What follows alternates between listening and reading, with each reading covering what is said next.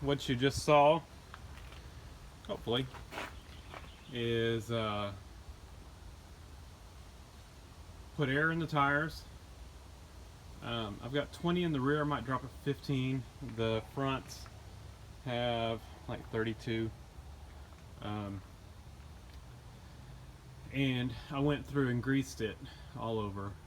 So now I did an oil change in it the other day. I'm gonna go and do the transmission fluid and the hydraulic fluid, and actually before that, let's see if this thing will start up unassisted. So, you know, before, when this thing had been sitting, we cranked it up, and we cranked it with WD-40 because it hadn't been cranked or hadn't been running in so long, and I changed the fuel filter, and so there was probably a little air in the lines. But let's see if this thing will crank on its own, no WD-40 or anything like that. You know, that kind of tell us the condition of this engine, if it's got good compression. I do think I have some injectors that are leaking and probably not spraying very well. I did, when I put diesel in it, I put some injector cleaner, Lucas injector cleaner in it. It's that injector lubricator stuff. I bought a big jug of that a long time ago, and I try to remember to put it in every time I put diesel in one of the tractors. Since they've gone to the ultra low sulfur diesel, I try to put that stuff in there just to lubricate the injection pump, and it keeps the injectors clean. So let's see. I took the battery out of it to put back on the charger. I've got a little float charger. I can put it on just to top it off. So let's put it in there and we'll see if this thing will start. And we're gonna have to make a battery tray for this thing, or buy one or something, because this battery tray is shot.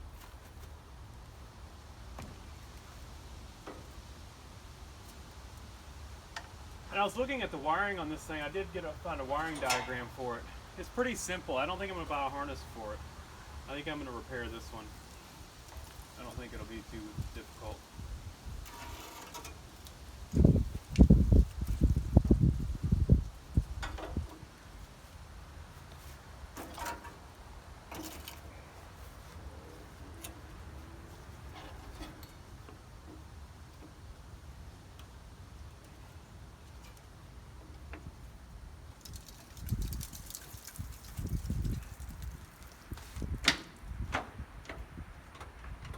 Verify both shifters are in neutral.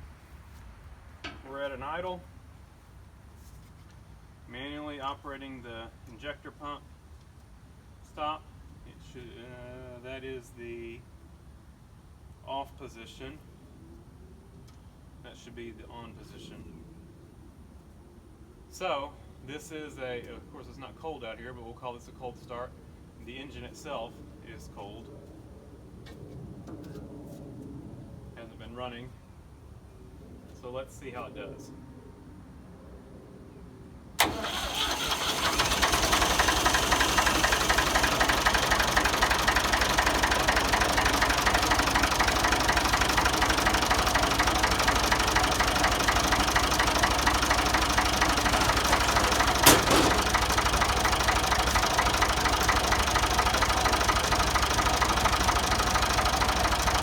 That was an easy start.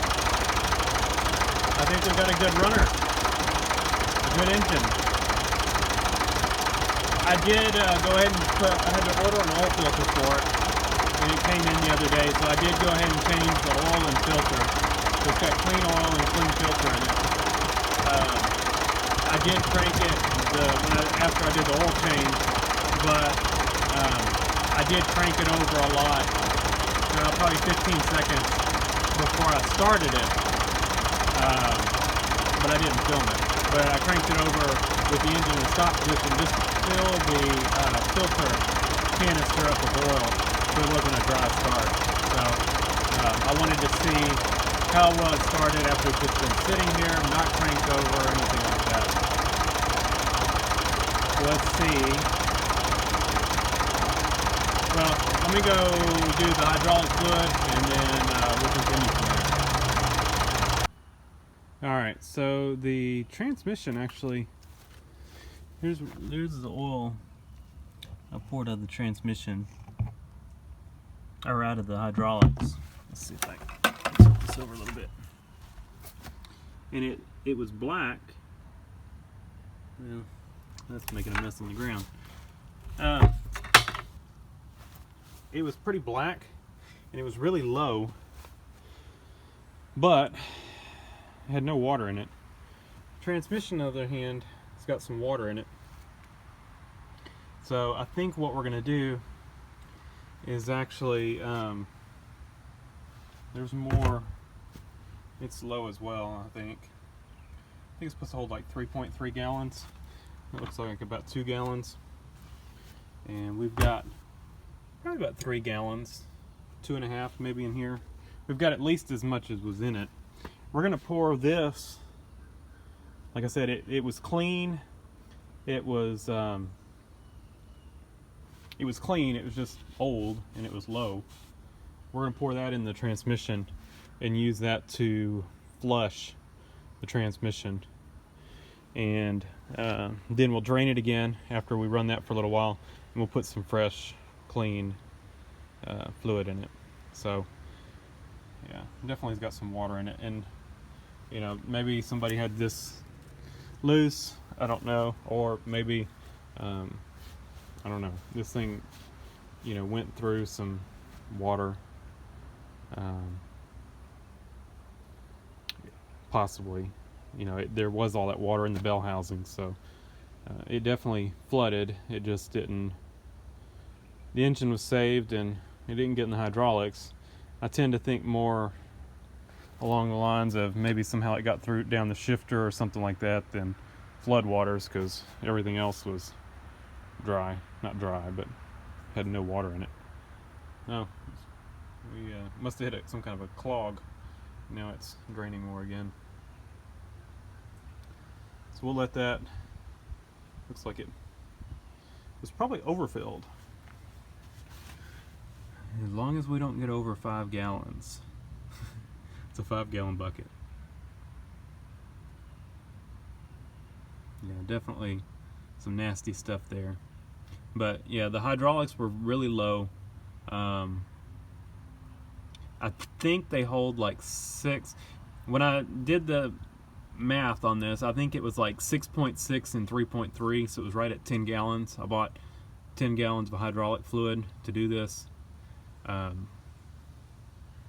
The transmission takes hydraulic fluid as well, so but they are separate. So the fill plug is right here, drain plug of course is right there, and the oil level plug is right there. So when you're filling it, you fill it till oil comes out there. And for the hydraulics, it's right here. The drain plug is right there. Sorry about that. Right there. It's the drain plug.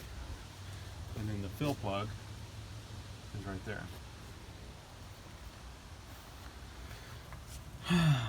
Good. Looks like we're about empty.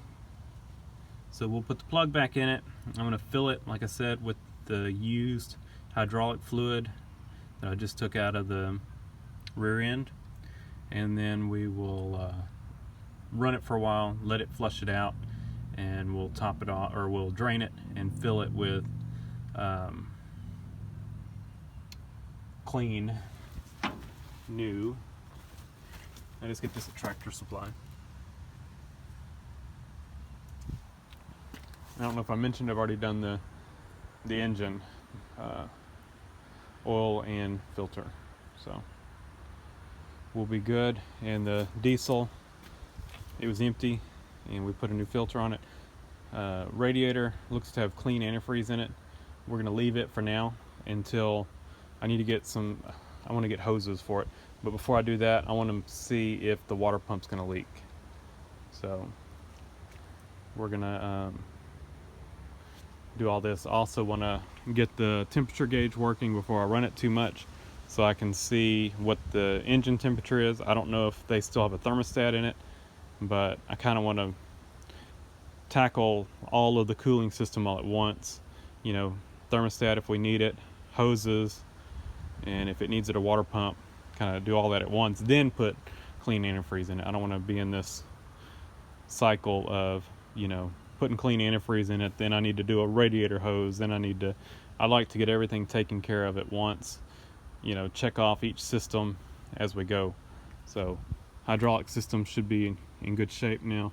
The engine, as far as oil and all that, is in good shape. You know, we've got fresh diesel in it, a fresh fuel filter, we've got injector cleaner in it. You know, we may end up having to rebuild the injectors, but we'll see. All right, so let me put the plug back in it. Normally I would put the plug in it and, you know, let it pour some in it and flush some of that out, but since we're just going to run some old fluid in it, I'm just going to put the plug in it and we'll put the old fluid in it, and or the old fluid that came out of the rear end that's clean, put that in it, and then we'll put some fresh in it after this runs for a little bit, or runs for a while in it. Help use this used fluid to wash out this nasty contaminated fluid.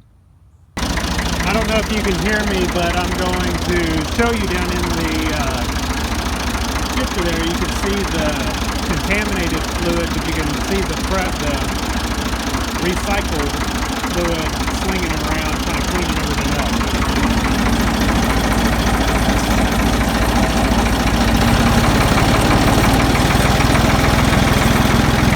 Get a light.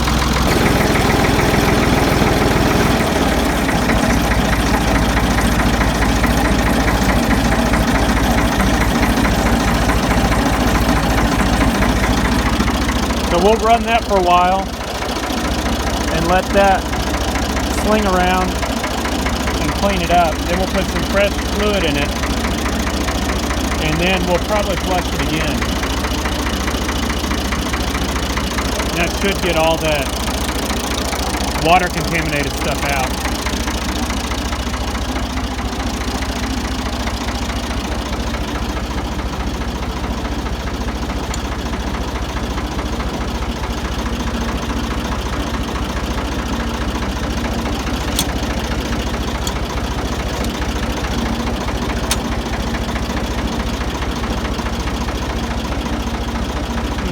We've lost hydraulics. Now, I did try it before.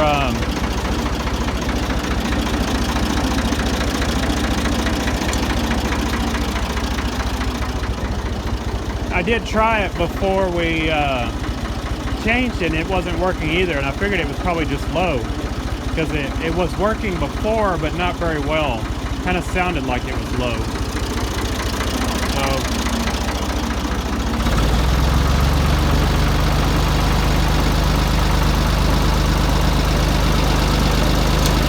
I don't know if we've got some air in it.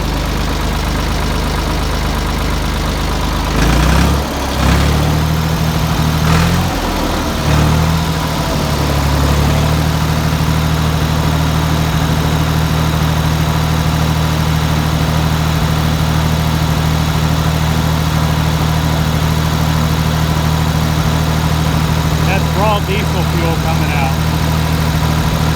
Definitely got some injectors that are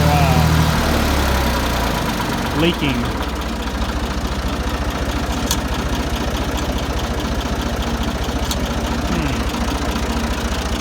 But let me work with this a little bit.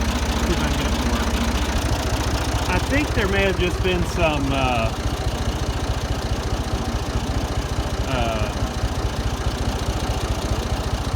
air in the system, after it ran a little bit, they started working again. So I guess we'll just keep an eye on it. Looks like they may be drifting down. We may need to troubleshoot the hydraulics a little bit if it doesn't get better. A lot of the stuff on this tractor may get better as it runs, and we've got, like I said, we've got fresh new fluid in it now. So yeah, we'll just see. I need to put a board under and get this pin back in. Much better.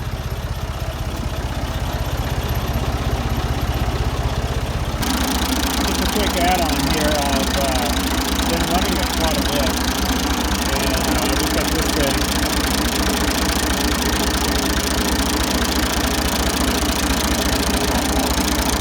So I don't think it's got a thermostat in it.